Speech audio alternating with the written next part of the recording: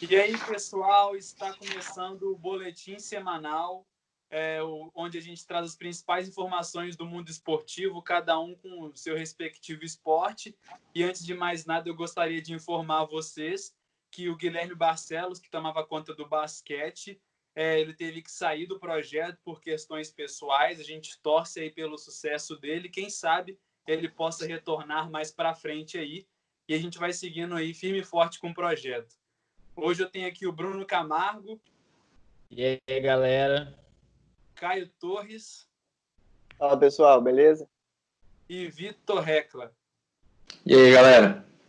Nomes aí que vocês já estão acostumados do Instagram e agora a gente também no YouTube. E a gente começa o programa, então, com as informações do Bruno Camargo. O que você tem pra gente aí, Bruno, hoje?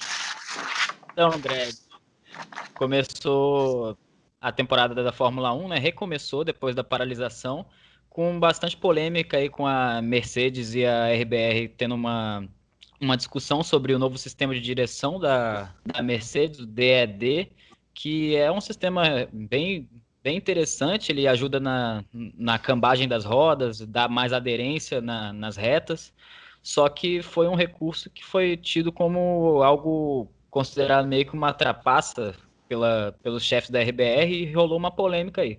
Quanto à corrida, o Valtteri Bottas, da Mercedes, conseguiu a liderança, fechando o pódio com o Leclerc, da Ferrari, e o Lewis Hamilton, que depois foi punido por um choque no Alexander Albon, e com isso o Lando Norris conseguiu seu primeiro pódio.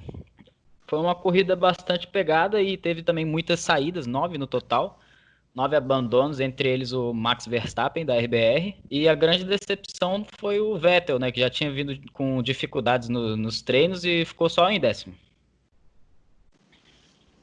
Não é muito comum a gente ver, né, Bruno, como você colocou aí, o Hamilton tropeçando nesse GP e o Bottas aí vencendo, o que também não é tão comum assim. Claro que ele briga bastante ali nos tops ali da frente da Fórmula 1, e aí ele conseguiu a vitória. A gente vê aí que a Fórmula 1 vem retornando também, como a gente já trouxe as informações antes aqui para vocês, né?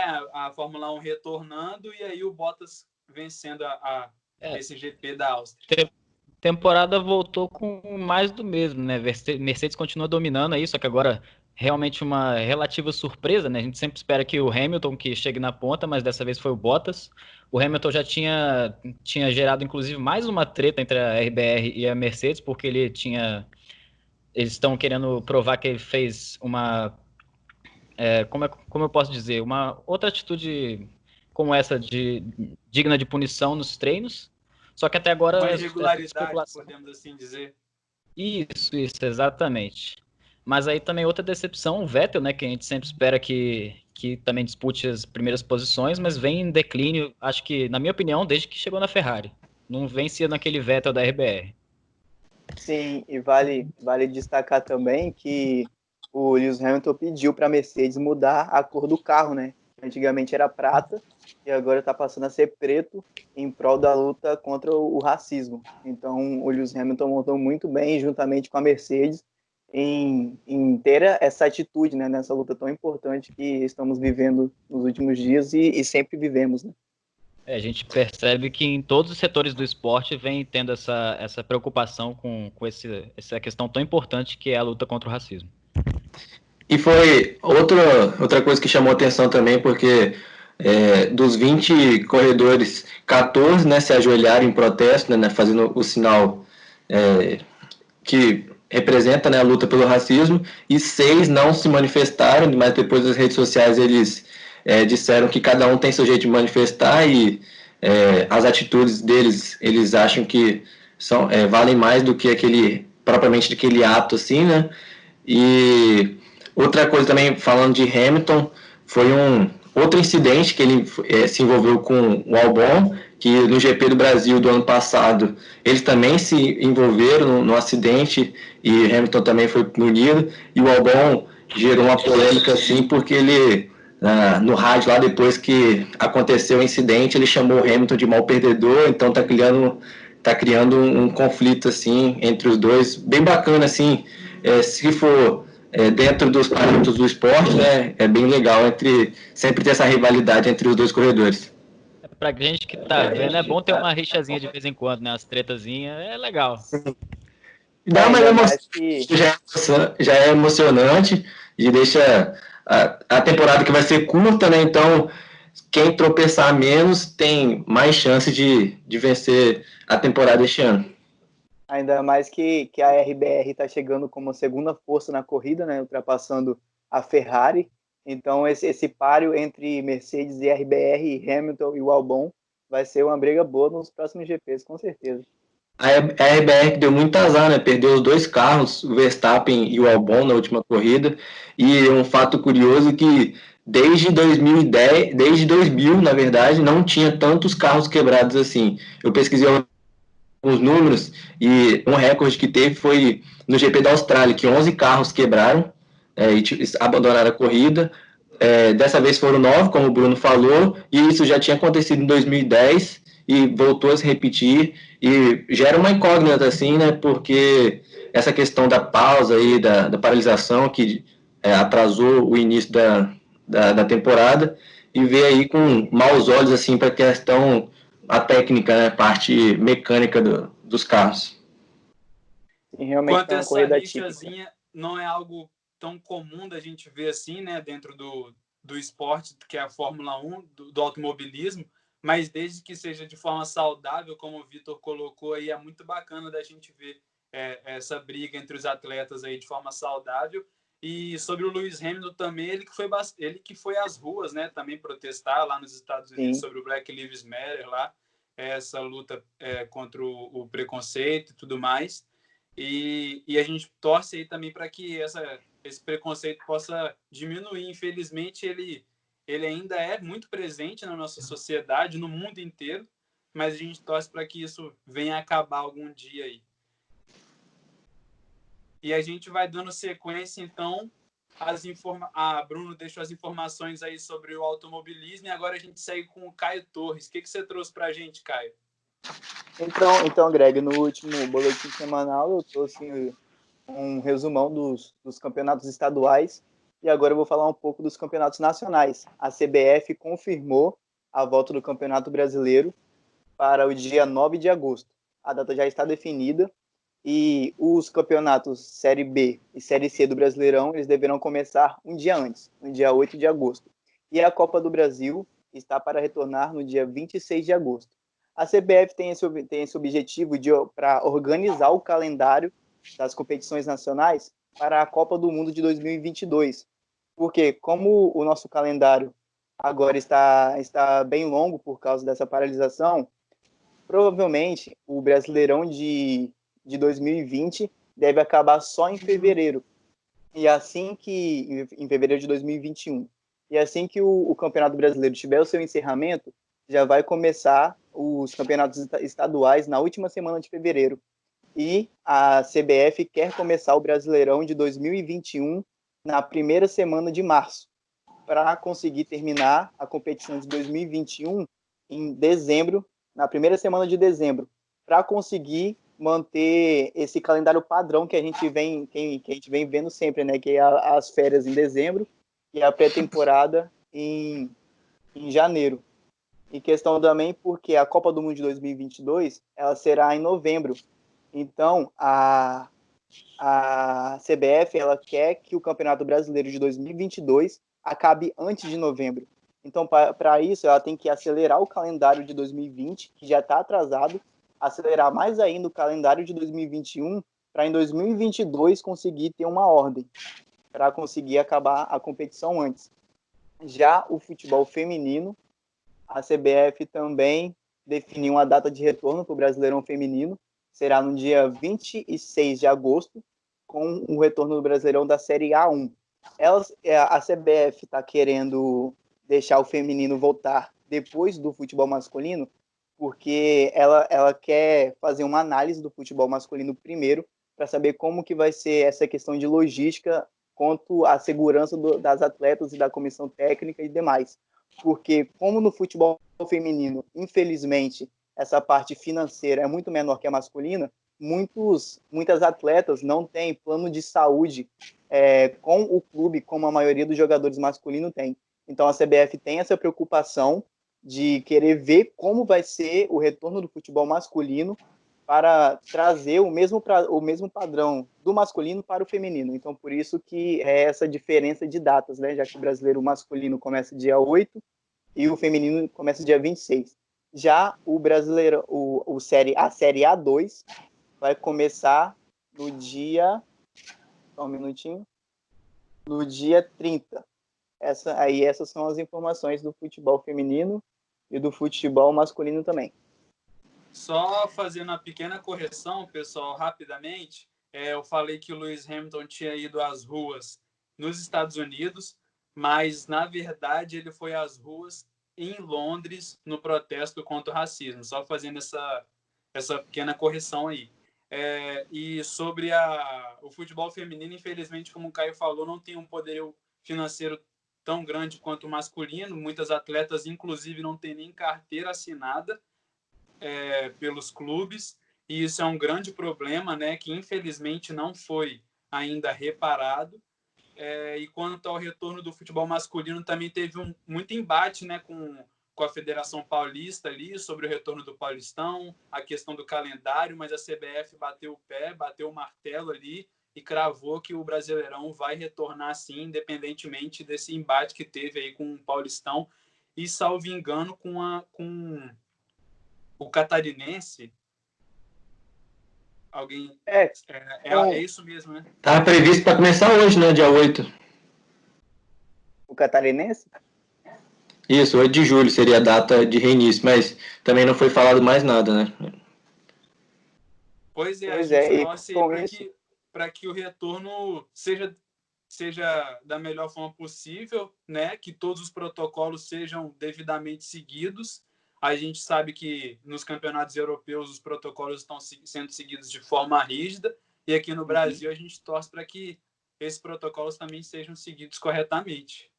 E com isso a Federação Mineira e a Federação Paulista se adiantaram, né? Tanto que as duas marcaram o retorno das suas competições para já nesse mês de julho, né? Para o final de julho. Só que aí vai ter esse conflito de datas, né? As fases finais das ambas competições estaduais com o início do Brasileirão. Então, vai ter aí esse conflito de datas, né? A CBF vai ter que organizar esse calendário para os times paulistas, mineiros e até os times sulistas também, né? Já que o único campeonato mais adiantado agora é o Carioca. Caio, pode falar. Não, sobre os campeonatos estaduais Mineiro e Paulista, eu vi sobre o Paulista que ele vai ter retorno dia 22, né, desse mês de julho, e tem a final marcada para o dia 8 de agosto, um dia antes do início da Série A. E nisso, a CBF ia fazer uma liberação para os clubes paulistas para que eles tenham essa primeira rodada numa data depois dessa final, para não ficar muito apertado. Aí, a respeito do Mineiro, eu vi que vai começar dia 26 de julho, mas não vi o término da competição. Mas do Paulista tem a final no dia 8. O governador Dória também fez um pronunciamento hoje, que diz que garante, né, o término do Campeonato Paulista, e a CBF também entrou em comum acordo com a federação para que a primeira rodada dos paulistas seja adiada. Pois é, realmente vai ser... O que a gente sabe... Opa, pode falar, Caio. Não, pode falar, tranquilo. O que a gente sabe é que o calendário vai ficar super apertado para os clubes brasileiros, né? Para os europeus que não têm campeonatos estaduais, se para eles já está apertado o calendário, imagina para os clubes brasileiros como que vai ficar essa situação, né? Já que nós temos Copa do Brasil, temos estaduais ainda para serem finalizados, Libertadores, que é um assunto que ainda não se sabe ao certo quando tem o seu retorno, a competição, e a Libertadores e a Sul-Americana, né? A gente não sabe ao certo quando essas competições vão retornar, então para esses clubes que se enquadram dentro dessas competições, vai ficar ainda mais apertado. Exatamente. E como eu disse, os clubes eles nem terão pré-temporada em 2021, porque com o Brasileirão de 2020 se encerrando em fevereiro de 2021 e os estaduais começarem já 2 semanas depois, e 2 semanas depois do encerramento dos estaduais começar de novo o Brasileirão de 2021, não vai ter pausa para as férias. No máximo, vão dar 1 ou 2 semanas para algum descanso, algum treino à parte, e assim começar já a sequência dos jogos, porque realmente vai ser um calendário bem apertado para todos os times, ainda mais esses que estão em Sul-Americana, Libertadores e Copa do Brasil. E sem falar também que vai ser preciso suspender as datas FIFA, né? Que foi uma coisa tão brigada, assim, discutida para que tivesse, né, as datas FIFA, para que os jogadores que fossem servir a seleção se recuperassem. E eu acredito também que agora vão ser convocados mais jogadores brasileiros aqui que atuam no país. Então, o futebol está melhorando e, consequentemente, Flamengo, Grêmio, Palmeiras vão disponibilizar atletas aí para a seleção e vai apertar ainda mais. Então, vai ter que se preparar, fazer uma logística e um extracampo muito forte para poder aguentar essa pegada aí que agora o futebol retornou e quem estava com saudade agora vai ter futebol aí para dar e vender. Com certeza. Isso é verdade. E só trazendo a informação aqui sobre o Campeonato Mineiro que o Vitor comentou, eu dei uma pesquisada rápida aqui, a informação do Globoesporte.com. As semifinais do Campeonato Mineiro terão ida e volta, assim como a final também vai ter ida e volta. E a ida na semifinal é dia 2 de agosto, com a volta acontecendo dia 5. Já a final, como eu disse, também terá ida e volta, serão 2 jogos, porém eles serão discutidos em uma nova reunião. A data ainda não foi estabelecida. São questões a serem discutidas, né? Ao meu ver, desnecessário ter ida e volta às semifinais e finais. Acredito que poderiam simplificar a questão justamente por conta desse problema todo contextual, mas cada federação sabe melhor sobre os seus calendários, né? Eu acho que conflita muito essas questões de 2 jogos para poder já iniciar o brasileiro. A gente sabe que o brasileiro tem maior relevância para os clubes grandes, é claro, porque falando dos clubes pequenos, o campeonato estadual deve retornar, assim, nós falamos financeiramente, mas para os clubes grandes, é claro que o Brasileirão tem uma relevância muito maior por ser quem larga na frente tem a chance de poder se manter, estabilizar, e quem larga mal acaba sofrendo as consequências no final do campeonato. Claro que tem todo um contexto por volta disso, não é só o lado financeiro, mas futebolisticamente falando, a questão financeira pesa muito pro lado do Campeonato Brasileiro. Com certeza, e sai na frente também os clubes que têm elenco, né? Que tem um plantel recheado, que assim conseguem jogar diversas competições, né?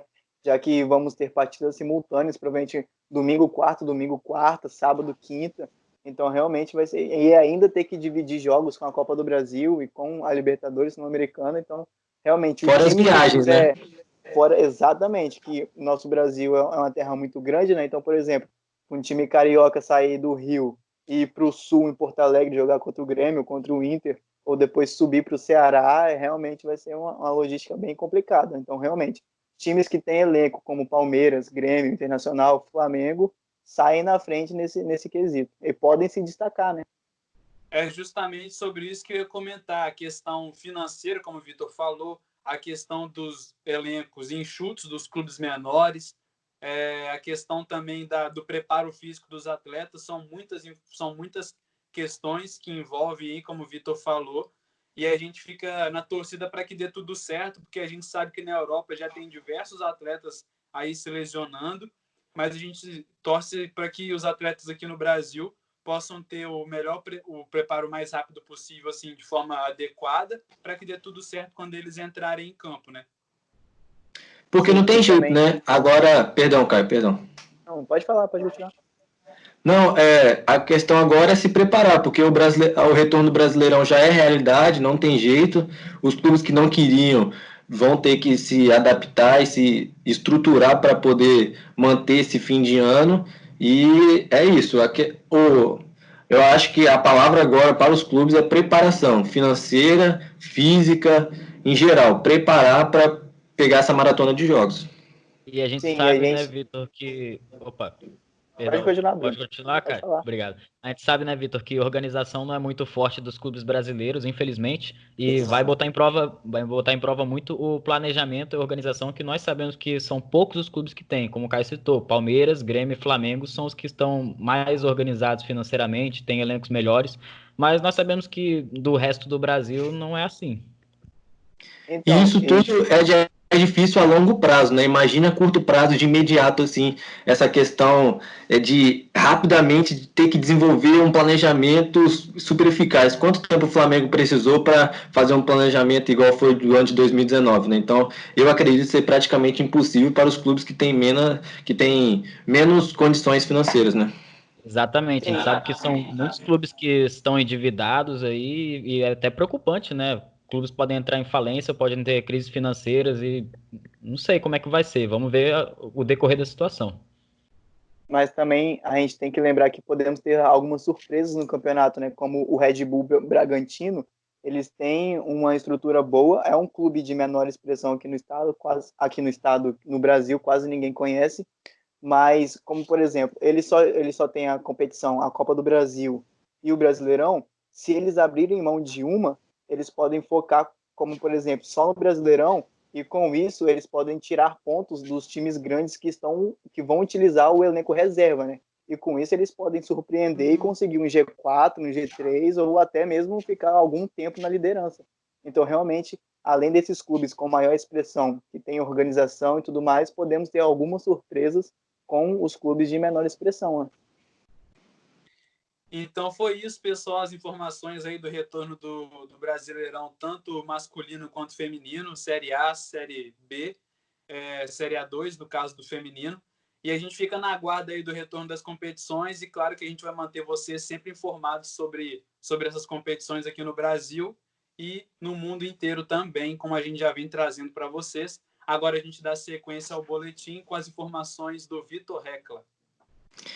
Então, Greg, hoje eu trouxe um tema voltado ao futebol capixaba, que seria o cancelamento da Copa Espírito Santo, mas o Caio falou sobre a Série A2 e eu dei uma pesquisada também, porque tem um time aqui do nosso estado que participa da competição, que é o Vila Nova, e ele está no grupo ao lado de, só para relembrar aqui, ao lado de Botafogo, Vasco, Goiás, Atlético Mineiro e Real Brasília. Já houve a primeira rodada, aconteceu no estádio de Independência, a equipe capixaba e a equipe mineira empataram em 0-0, e com essa data de retorno aí para a competição, fica aí a dúvida aí de quando as meninas irão retornar aos treinamentos. Até o momento nada foi divulgado ainda, mas as meninas seguem em preparação em casa, fazendo as atividades físicas, como a gente já viu aí em diversos times, né, diversas equipes, todo mundo por via videoconferência, fazendo as atividades, e a gente espera aí novas notícias para que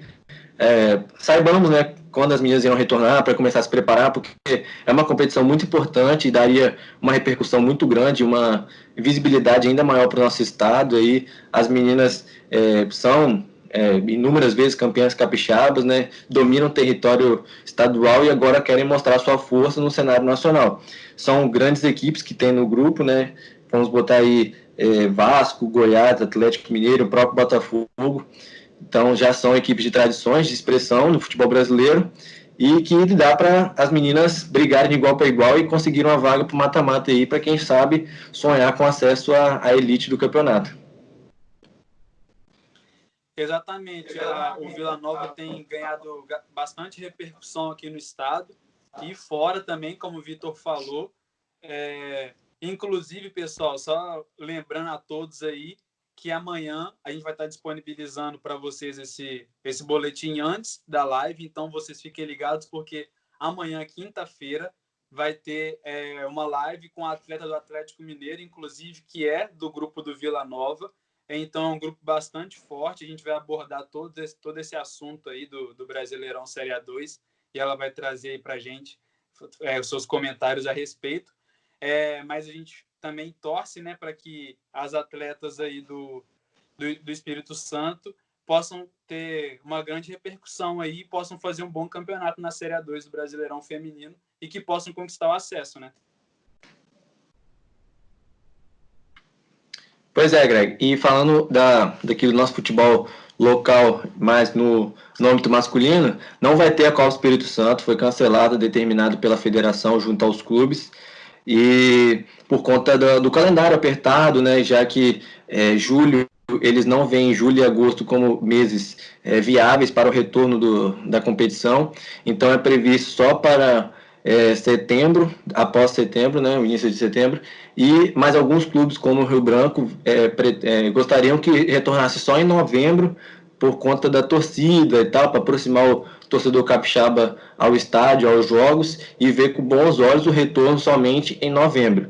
Mas ainda nada definido, só foi dito que a Copa Espírito Santo foi cancelada, e com isso o campeão e o vice-campeão terão as vagas, o campeão e o vice-campeão do Campeonato Capixaba terão acesso aos campeonatos nacionais.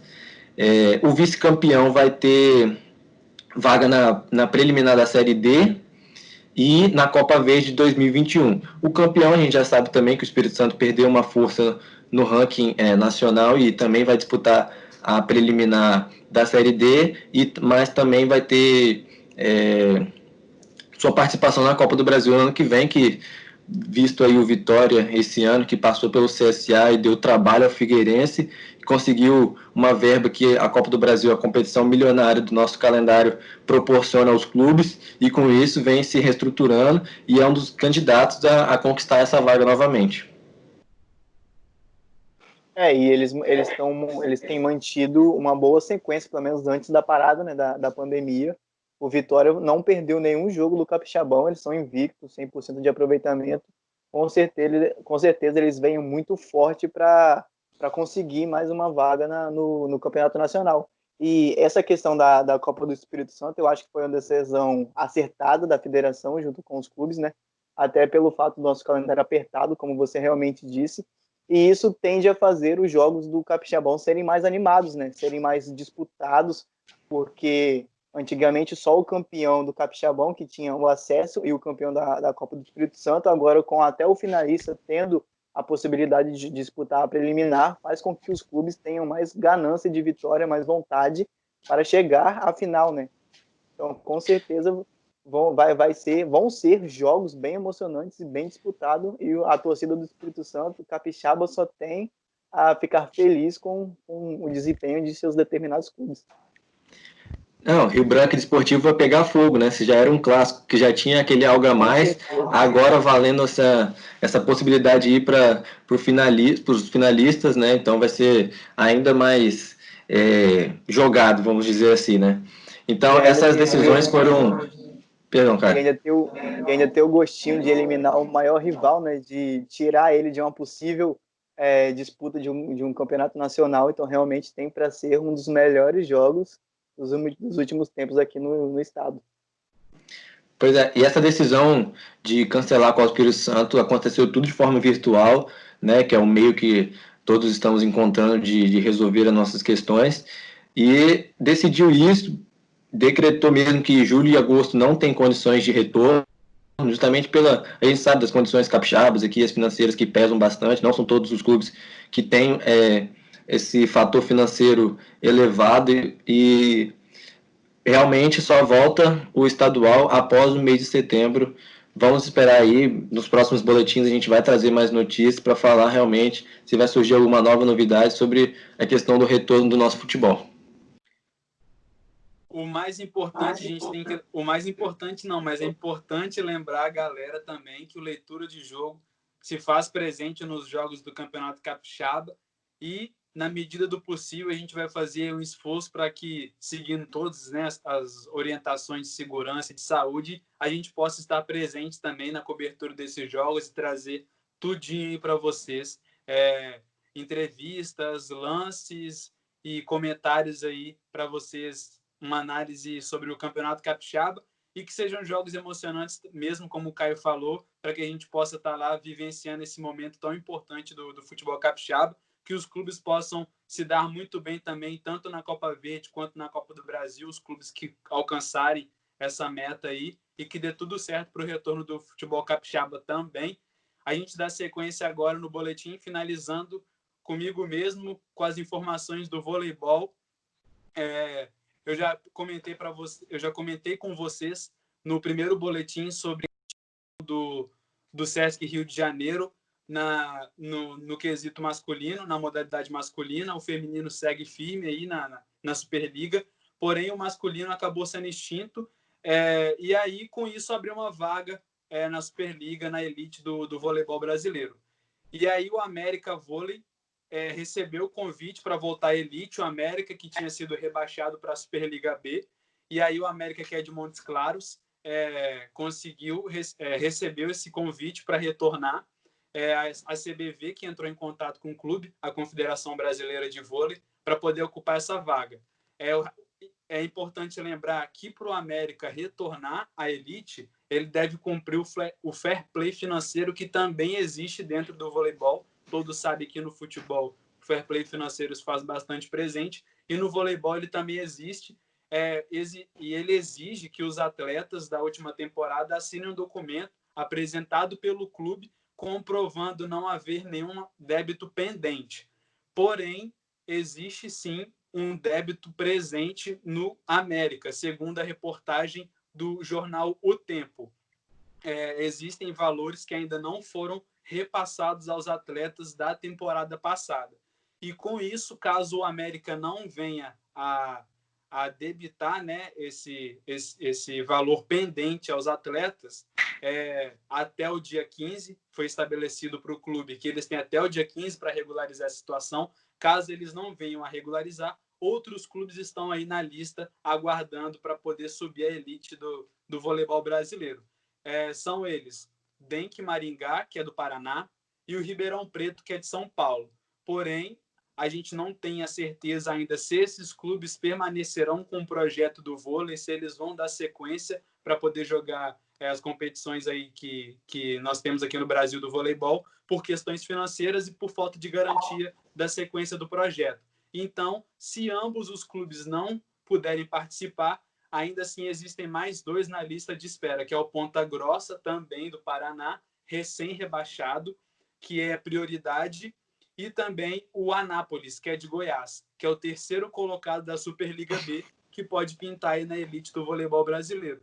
A gente aguarda por mais informações e é claro que a gente vai trazer tudinho para vocês aí, mas a gente fica na espera e torcendo também para que esse fair play financeiro do América possa ser cumprido. O América, que é um grande projeto, inclusive de Minas Gerais, tanto no futebol quanto em outros esportes, e ele também se faz presente no voleibol.